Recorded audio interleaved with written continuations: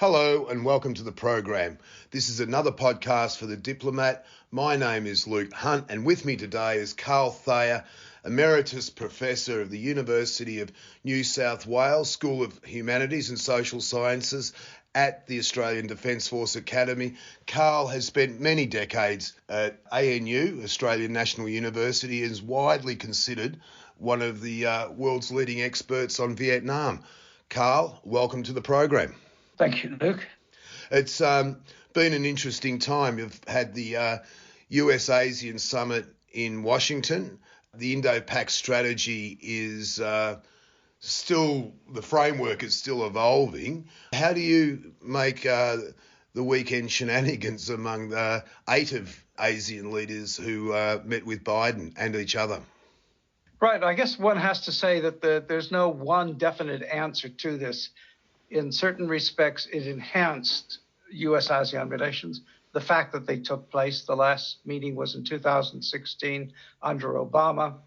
It happened in Washington, D.C., where Obama had it in Sunnylands, California, and Trump wanted it in Las Vegas, Nevada, to promote his business interests. But COVID intervened, so the second summit wasn't held. And the COVID pandemic has interrupted relations all across the world, a face-to-face meeting. So what's important is that the U.S. had this meeting. The ASEAN leaders came, as you indicate. President Duterte of the Philippines, yet again, hasn't shown up to any of these meetings, but he's now leaving office. Yep. And Myanmar had an empty seat at the table, so that there are only 8 heads of government plus a foreign minister from the Philippines representing that country. So they met with President Biden, and they ended up issuing a 2-page joint vision statement looking in the future. And what's key there is that it listed 8 major areas of cooperation in economy, public health, science and technology, education. These are common themes of the relationship over time. America is a strategic partner with ASEAN. It has a plan of action that expires in 2025. So this embellishes on it. But when you're making these judgments, President Biden offered $150 million to support some of these initiatives, whereas the media pointed out immediately, you've just given $40 billion to Ukraine, and last year China announced a $1.5 billion 3-year package to ASEAN. So it doesn't look like that money goes far enough. But there are some caveats that in several of these areas, the U.S. tied it to mobilizing private sector investment in Vietnam. In some areas, $2 billion, others $3 billion. So up to $5 billion could be mobilized. We have no time frame for that. Right. And although the U.S.'s key point is to gather allies and partners to oppose China and to really isolate Russia, there were no takers. In fact, that in the final joint vision statement, typical of ASEAN, they don't mention the bad boys. So there's no mention of China or Russia. It's just the parties. They did stress the importance of territorial integrity and national sovereignty. And some commentators in Washington said, that really pushed ASEAN forward. And it's true in one sense that ASEAN's first statement mentioned all that, but didn't mention Ukraine. And in the joint vision statement, it did mention Ukraine, as if the glacier had moved a few centimeters, I think. An imaginative proposal, and one that, again, has this bittersweet plus and minus connotation, is to offer that the U.S. would send one of its most modern Coast Guard cutters to the region to be a training ship, to have multilateral crews from a variety of countries, and to help capacity building and then attack IUUF, illegal, unreported, unregulated fishing. But then it said, that's one cutter for not just the South China Sea, but the Indo-Pacific and Oceania. So that's not going to make a terrific impact, although it's a start. Yep. And almost all media commentary focused on this illegal fishing is against China, whereas Vietnam is one of the biggest violators, along with China and Thailand and other countries. So to end illegal fishing is attacking several countries on multiple fronts. And the most effective system that I've noticed is the EU, which when they discover that they're importing illegal fishing, issue a yellow card. And if over a certain period of time that the EU sets, and this happened with the Philippines, they issue a red card and they stop all imports until the country takes determined steps. And the Philippines got out of it by taking steps. So here we have a whole range of issues, but when you examine them closely, what impact and how do they contribute to a free and open Indo-Pacific? That's the U.S. strategy. That's the ends. The ways and means, though, don't seem to quite fit. They're all over the place. It's like a shotgun. And one of those pellets is going to hit and enhance ASEAN's capacity, but nothing is down with deadlines and firm commitments. Right. There's talk of trying to raise the partnership level to a comprehensive strategic partnership, similar to that with the US enjoys with, I think, China and Australia, which I'm wondering, these strategic partnerships, how can you raise it on a multilateral level? I.e., if you do this with ASEAN, you're going to have countries in there such as Myanmar. And Myanmar was, there was a lot of talk about Myanmar on the first day of the summit. Didn't seem to really go anywhere. The Malaysians were quite upset with what's happening and the failure to push the 5-point peace process forward. Is this actually doable, or is it more pie in the sky? Again, Australia and China were raised to comprehensive strategic partners, the first two countries, virtually simultaneously last year, October. And the U.S. is a strategic partner. And so, again, among commentators, some say it's purely symbolic, but it does show, to a certain extent, ASEAN's balance, its outlook on the Indo-Pacific to be in the middle. So U.S. and China theoretically are accorded the same status come November. And how do you engage multilaterally? Well, that's continually the perennial problem. It's 10 members of ASEAN theoretically operating as a group, and a major power responding. Now, in the case of COVID pandemic, it was very easy for the U.S. because Vietnam was chair, and it channeled it through ASEAN and ASEAN institutions to affect all the countries. So Myanmar and other countries weren't excluded from it, but that was before the military coup. But bottom line with the U.S. is when all these coups happen, not to disadvantage the people. They have to be taken into account. The 5-point plan was mentioned. The Malaysians met with the National Unity Government, the opposition, and the U.S. Secretary Blinken met with Hun Sen, met with Prak Sakhonn, the special envoy now for ASEAN to Myanmar. Yep. And you get another boilerplate that you see in every ASEAN declaration to, have a ceasefire, receive the envoy, let him meet everybody, free all political prisoners, including foreigners, et cetera, et cetera. But the junta doesn't move. Right. Amid all this, your expertise region-wide and beyond that, but your focus has always been, for a long time, Vietnam. How do you see Vietnam shaping up in this equation, which is changing rapidly, the Indo-Pacific strategy? We've had this chat before. Vietnam is kind of a maritime state and a mainland state. Its exports, they'd prefer them to go to the United States. It's doing rather well there, but at the same time, its government is incompatible with Joe Biden's view of the world and the sort of alignment he'd like to see with democratic sovereign nations.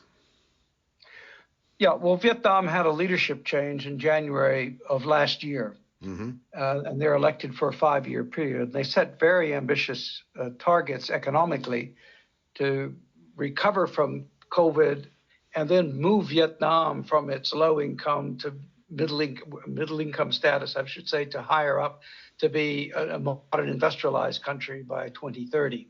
So, and that requires a growth rate in excess of 6% to sustain it for over that period.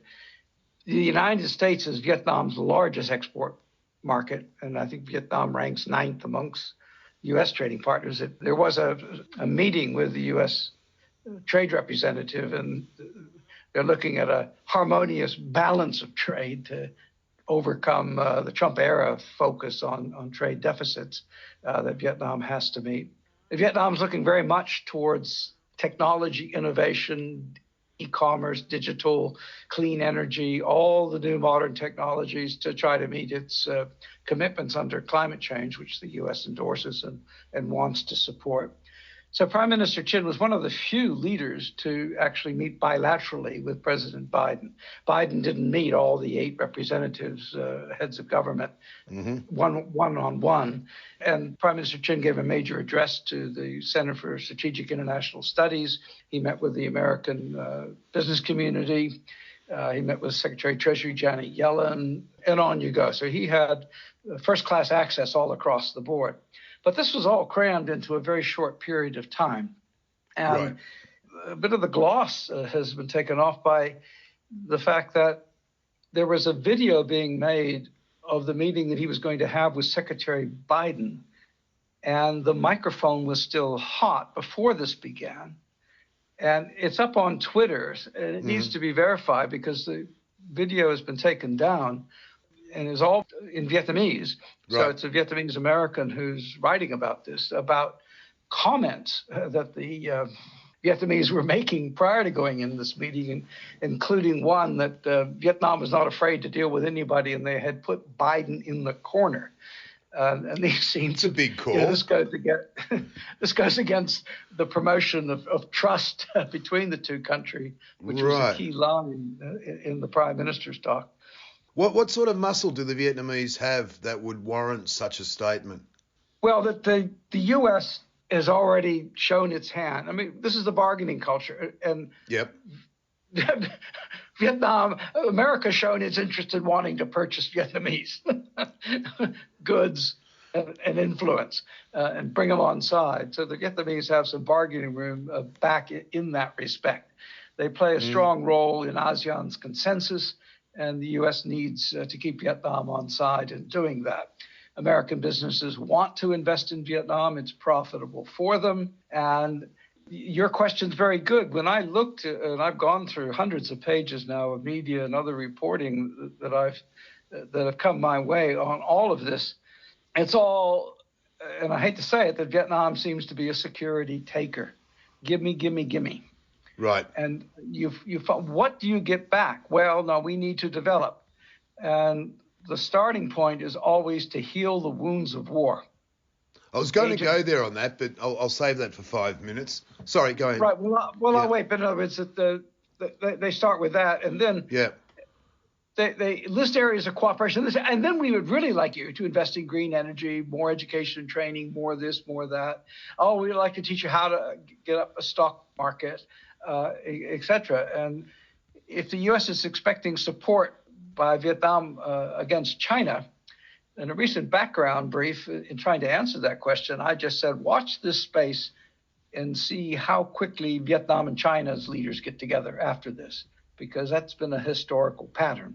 Interesting. You go to Washington, you do your deal. Now you've got China interested.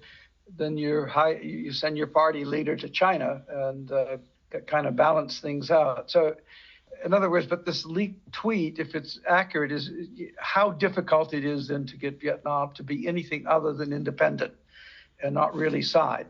What is it delivering to counter China? Yep. That would be, by building up its own strength. But it's dependent on Russian weapons to do that. It's not criticizing Russia over Ukraine and won't join in that. And what it can give to America, is American companies turning a profit. But the U.S. considers Vietnam a non-market economy, and that's too sensitive to mention in public. I mean, it's a fact, but whether Vietnam is taking steps to have that rescinded, which would then mean their goods to the largest export market, the U.S., would come in even cheaper because there are tariffs imposed on non-market economies. Right. Going back to, you mentioned the war. Have we reached a point where America's involvement in Vietnam in the 1960s and 70s, is that still a big factor at the negotiating table? Is that a factor in their thinking? Are we trying to make amends, or is it more a case of business as usual? Well, Vietnam quickly adopted "let bygones be bygones" as a statement and moved on. From the Paris Peace Agreement since 1973 to 1995, that's how long it took to normalize. But to me, the way I look at it is, once upon a time, the U.S. and Vietnam negotiated a Paris Peace Agreement to end the war and restore the peace. And in that, Vietnam agreed to provide a full accounting of American prisoners and missing in action. Mm-hmm. And for its part, the U.S. agreed to heal the wounds of war. And President Nixon wrote two private letters to Vietnam, or two letters, promising billions in each of aid. Well, the president can't authorize it, only Congress can. And the Watergate scandal ended that. And then the U.S. got out of Vietnam and for many years initially sought reparations from American companies that lost money. And Vietnam kept saying, well, hey, wait a minute, we won the war. What about your commitment to heal the wounds of war? Yes. There's not just Agent Orange and dioxin. There's unexploded ordnance, bombs, mines. Right. And there are Vietnamese people that have been affected by Agent Orange, and they pass that on through children that are deformed. We need you. And so that still features. That's even though, I mean, the deal was there'd be North Vietnam and South Vietnam, and it was during the Watergate scandal, correct me if I'm wrong, that the North Vietnamese basically said, bugger it, let's put our toes in the water, cross the border into South Vietnam, see how we go. They did that. The South collapsed and South Vietnam was swallowed up. Yeah, it was as an offensive of 55 days from March 75. Right. From when it was launched.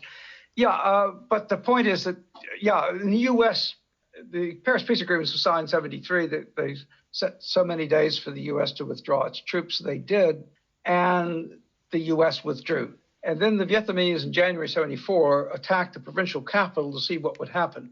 And when American airplanes didn't come back in, they drew the conclusion that they could then press onwards. But the Saigon government didn't have clean hands either. The ceasefire broke down almost immediately at local level. Yeah, but so in the end, the communists launched a full-out military offensive. Central Highlands, mm-hmm. The ARVN Army of the Republic of Vietnam collapsed, retreated, and the communists drove on Ho Chi Minh City. The U.S. had already repudiated its obligations underneath it.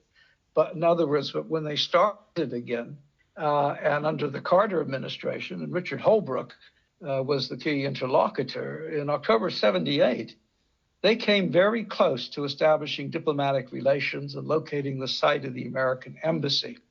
But Congress got with it and passed legislation making it illegal to pay reparations or any money to Vietnam. So we're getting into a complicated period, but I think from the Vietnamese side, they're still smarting that the U.S. owes us. And maybe the heat has gone out, but it nonetheless keeps surfacing. And you'll see it in the Prime Minister Pham Minh Ching's speeches and talks in America about that. And of course, America has put money in to clear the hot spots at Da Nang Air Base in Bien Hoa in the south. But that keeps coming up, and that's the starting point. Test American reaction to it, get them to agree, and then we can move on in other areas. How important is Vietnam? This is going to sound like a silly question, actually, but given the port facilities and what they're developing, throwing open Cam Ranh Bay to the world's militaries, the idea that India can sail its military vessels through the South China Sea and into a Vietnamese port, one would assume the Chinese wouldn't like that very much. How important is Vietnam as a maritime state now, and where is that positioning it inside ASEAN and the role it's playing at a multilateral level? It seems to me that it's just in this awkward position, and perhaps with the new Prime Minister there might be some clarity on that, but it always seems to be a little foggy. Right. Well, let's say we just take a geographic appreciation without getting into the politics or the history. Mm-hmm. The South China Sea is semi-enclosed. China has militarized islands. It's building up its naval power. It wants to expel the U.S. current U.S. strategy is being developed by the Marines, to a lesser extent the Army, would love to be located on the littoral sides in the Philippines and Vietnam. Locate long-range fire, as they call them, missiles with accuracy. Develop Marine strike forces that are small and nimble, that carry the equivalent of javelins Right. Yes. Against China. And therefore, Vietnam and the deep-water port at Cam Ranh Bay, well, that served the Russian Imperial Navy, it served the U.S., it's one of the best ports going, Subic in the Philippines. So as a real estate, it's highly valuable. But the point is that now, when we add the politics, it's not going to happen. Cam Ranh Bay that you referred to is two parts. There's the military base side, and only Russia has a permanent presence there because they service the Vietnamese submarines. The other is Cam Ranh Bay International Port, which is down the road, and it's a forlorn, almost deserted place. But Vietnam has had a long-standing policy that every country in the world, without exception, is allowed one official visit a year by naval forces. The exceptions can be if the head of state is coming on a vessel, like the King of Thailand if he came on the aircraft carrier, or something like that. Or they don't count the USNS Mercy, the hospital ship. So you can go to Da Nang, the U.S. comes annually, and then they sail down to Cam Ranh International Port. And Vietnam has promoted it, but they haven't yet built it up like what Subic Bay was years ago, with a Filipino workforce that could service and repair warships and everything else. It's like an R&R dockage, and it's more symbolic. And so when you get American reporting, their ships are visited. A couple of weeks later, the Chinese arrive and make a visit. So Vietnam plays that off. And yes, it gets Japanese, it gets Indians, anybody else that will come. The Russians are the only country that only have to give notification that they want to dock at the military port, and they just sail right through. So Vietnam has a four-nose foreign policy, the defense policy: no military bases, no alliances, no ganging up with one country against another.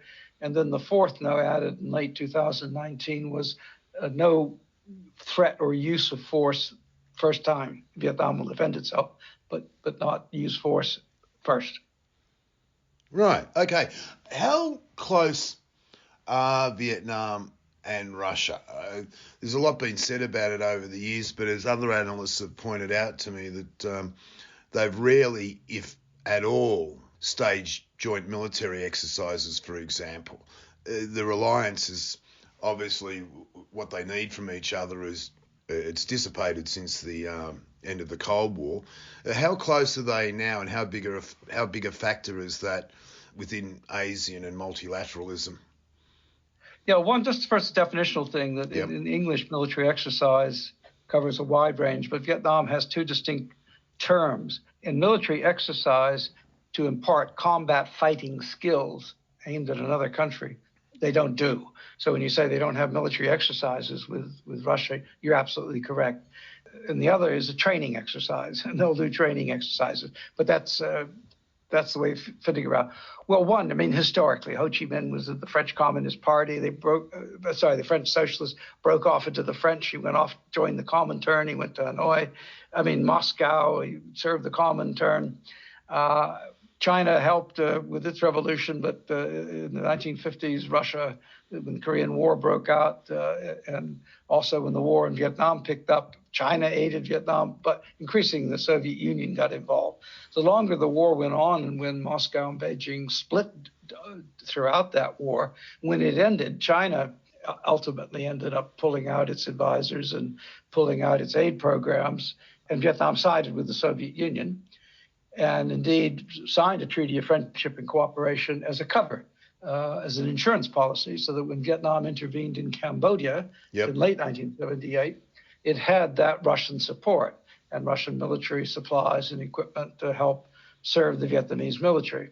Then after Cambodia, the question was that the Russians are squatting in Cam Ranh Bay, and Vietnam wanted them to pay rent.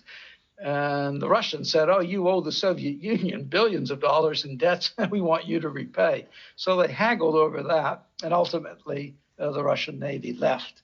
But nonetheless, they redid their relationship. So what's important? if we just forget the last 5 years, but stop 5 years ago, and then add up all the money that's poured into Vietnam, easily the Soviet Union was number one provider of military supplies and equipment to Vietnam, 85 or more percent. Big ticket items from Gepard class frigates, submarines, modern Sukhoi aircraft, coastal missiles, defense systems, etc. The whole legacy and training and technology is Russian. When the submarines go at sea, the crew speaks in Russian because of the technical language. So it's a very close defense relation. Then there's a joint venture, Viet-Sov Petra, and it's a money earner, and it not just develops mines for oil or exploits the oil off Vietnam's coast, but it wins international contracts, and it wins contracts in Russia, in Siberia. You have Russian-trained Vietnamese working for that company. And that's a money winner for both.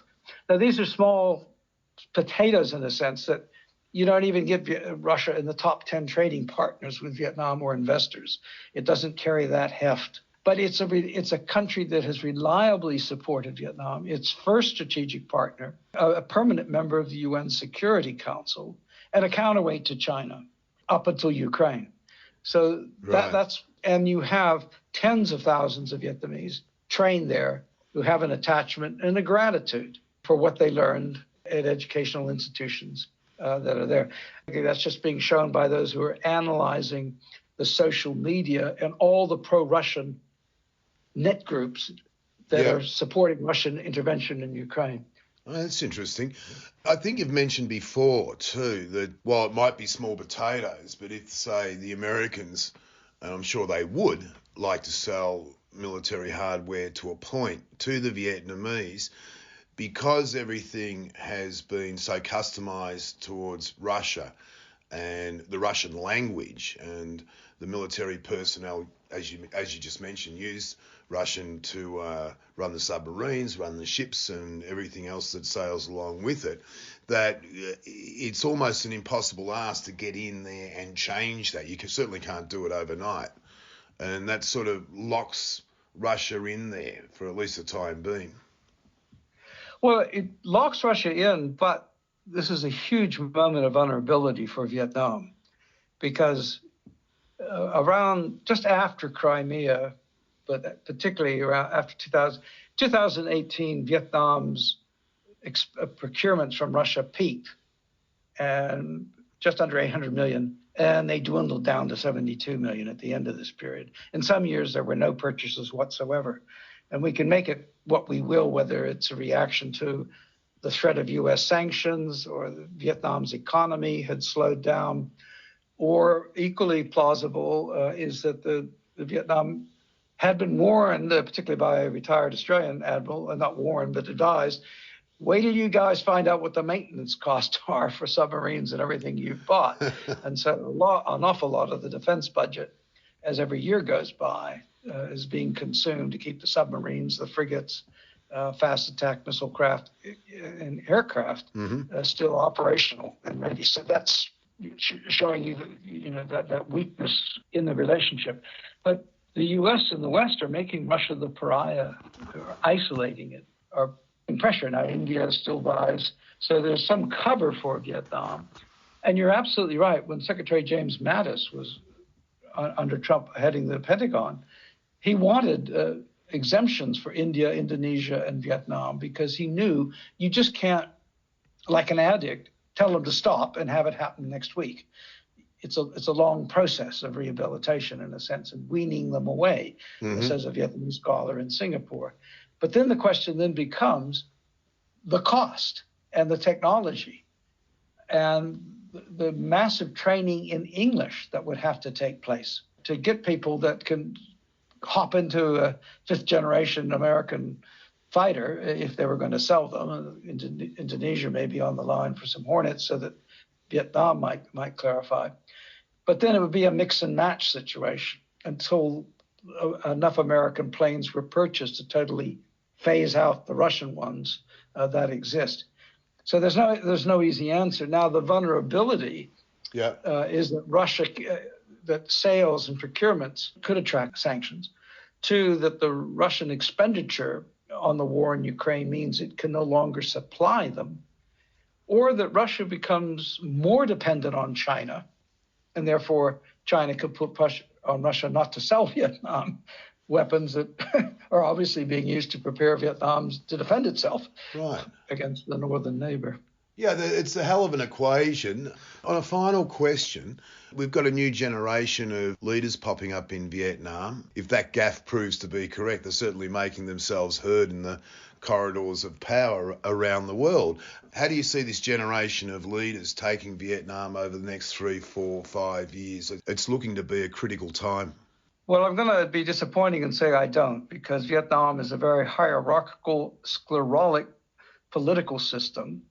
And the top leadership in the political bureau, which was elected last January for a 5-year term, 18 members, there would only be about 6 who are under the age of 65 and eligible to continue in office and have served 1 term on the Politburo. At the moment, it's 8 that have already done that and 10 that haven't.